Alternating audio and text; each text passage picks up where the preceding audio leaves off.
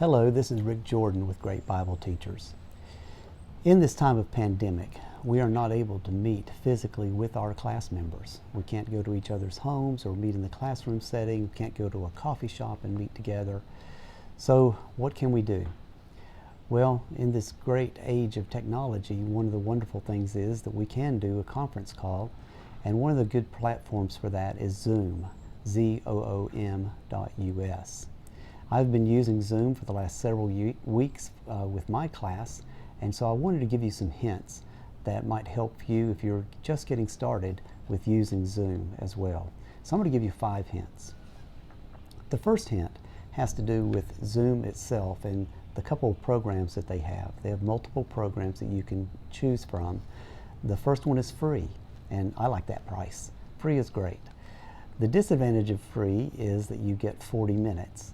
That may be enough time for you, but for many of us, our class time usually goes longer than 40 minutes. The way you can get around that is to let your class know when 10 minutes comes to the end of the class. When it's coming to the end of the class, you'll get a pop-up from Zoom that gives you that number with a countdown, and so you can let everyone know. They will see it also. You can let everyone know that when the time is up, click on the link again, the same original link, and you'll be rejoined and be able to continue your class. You'll have another 40 minutes. So that may be something you want to do. It is what I've been doing. However, now I'm considering buying the plan, the Pro plan, which is $15 a month. It's not all that much, but you don't have that inconvenience anymore. You have as much time as you need, and you can have hundreds of people on the call, which I don't have in my Sunday school class. So, but the advantage is that you can have that unlimited time, that you don't have to worry about the time pressure. That's the first hint. You have some options with Zoom.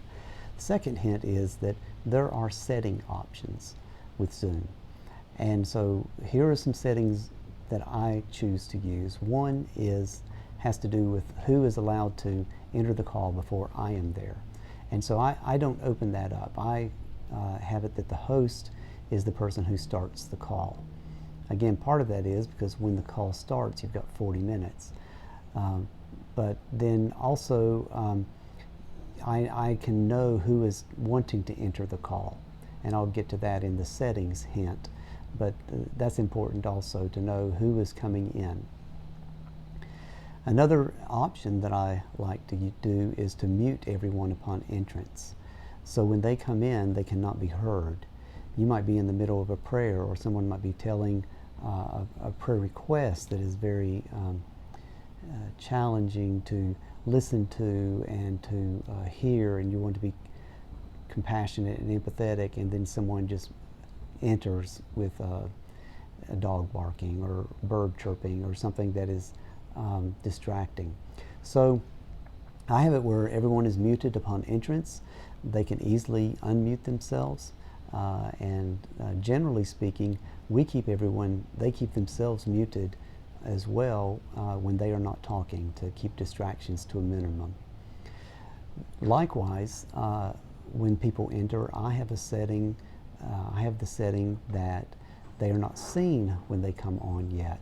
They, again, can make it when they want to be seen, when they have see what they look like on their viewfinder, and they'll know, on their screen what they look like and what their setting looks like. And then they can click the camera and be seen. The third point about Zoom is security. There have been persons who they call it Zoom bombing, sort of a photo bombing, that they enter your conference call or meeting uninvited, and may do things just simply to disrupt the class. So Zoom is being very aggressive in trying to keep this from happening. And so one of the things that they have done is, even for basic members, for the free membership, is that they have in the link a password. And so when you send your link to your class members, included with that is a password that other people will not have, so they cannot enter. It will also take them to a meeting room so that you can choose as the host who gets to come in and who doesn't. You'll recognize the names of the people, and if there's someone you don't recognize, then probably you are not going to allow them into your meeting room. So those are some things that have to do with security. The fourth hint that I want to mention has to do with the screen view. There are two screen views. There's speaker and meeting gallery. And you'll want to let your class members know about this. They may not know or understand that this is how this works. In the upper right-hand side of the screen, if they're looking on a computer, then there's an icon that they can click. The speaker view means that the noise that is being made in the room and by that person takes the full screen.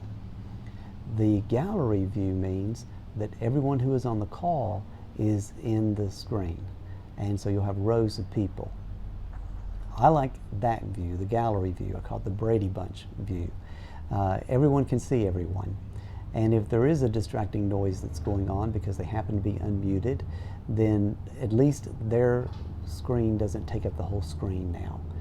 You can see them maybe making a motion or a noise, hear their noise, but it doesn't distract by taking up the whole screen. So I would suggest reminding your class members to set their view to gallery view so that it will not be distracting if the whole screen is taken over by a speaker. And the fifth and final hint I have has to do with your look itself. It's important that you have light in front of you so that we can see your face. If you have a bright window behind you, then you're going to look dark and we'll not be able to see you as well. I happen to be on my back porch, which has a lot of light around. I do have my lights on above, but it doesn't cast too much of a shadow on me right now during the daytime with so much light around me.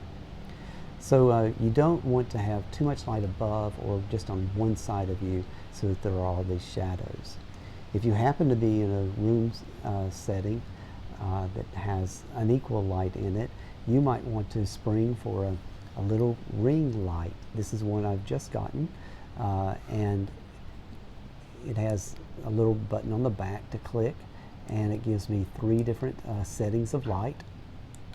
It has a clip on it, so I can put this in the ring, then goes over the camera so that you can be seen on that.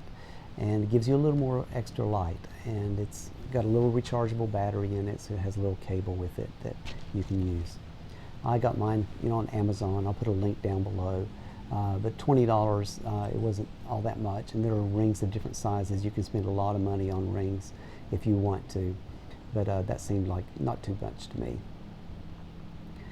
Also, keep your camera at eye level, and as you are having your class, look at the camera and not at yourself. If you're looking at yourself, then it's going to look like you're looking off to the side, and it's kind of distracting. So look at the camera, and then you'll have the feel of having eye contact anyway. And be careful of distractions. Like I say, I'm on my back porch, so right now you can hear, I can hear the wind. I can hear a jet flying over. I hear my neighbor doing something in his garage. So this is not ideal. Don't do what I'm doing. It'd be better to be in a setting that is maybe more quiet. But even visually, be careful of distractions. It's better to have just a solid appearance behind you. Now I have trees. They may move. There may be a bird that flies by occasionally, but there's not clutter. So be aware of what it's going to look like behind you. So you want it to be uncluttered and not distracting. Well, those are 5 hints about how to use Zoom. We've talked about the timing, the options, security, the screen views, and your look. So if you have questions or comments, please put them down below. Again, I'll put a link about this light down below. And I invite you to join the Great Bible Teacher blog.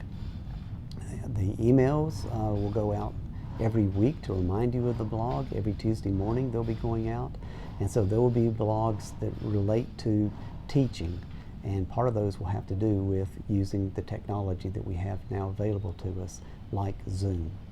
So join us again, join me again as often as you can, and make comments, questions down below, and maybe there'll be further videos that will address other subjects. Thank you again for joining me.